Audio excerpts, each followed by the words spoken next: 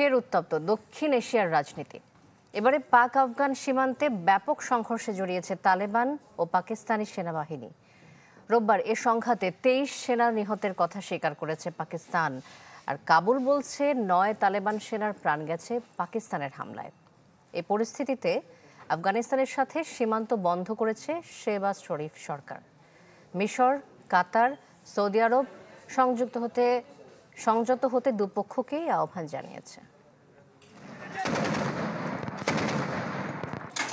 2021 সালে তালেবানরা ক্ষমতায় ফেরার পর থেকেই পাকিস্তানের সাথে সম্পর্ক খুব একটা ভালো যাচ্ছিল না আফগানিস্তানের।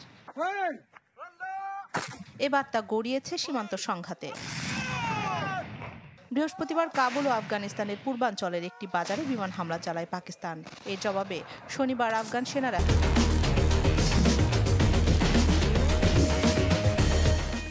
পাকিস্তানের সীমান্ত চৌকি লক্ষ্য করে গুলি চালায়। পাকিস্তান জানিয়েছে তারা গোলা ও ভারী অস্ত্র দিয়ে জবাব দিয়েছে। দুপক্ষেরই দাবি তারা একে অপরের বড় ধরনের ক্ষয়ক্ষতি ঘটিয়েছে।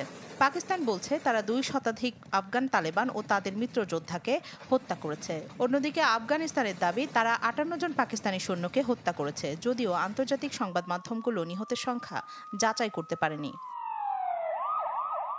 কাবুল বলছে কাতার ও সৌদি আরবের অনুরোধে তারা হামলা বন্ধ করেছে। উপসাগরীয় এই দুই দেশ সংঘর্ষ নিয়ে উদ্বেগ প্রকাশ করেছে।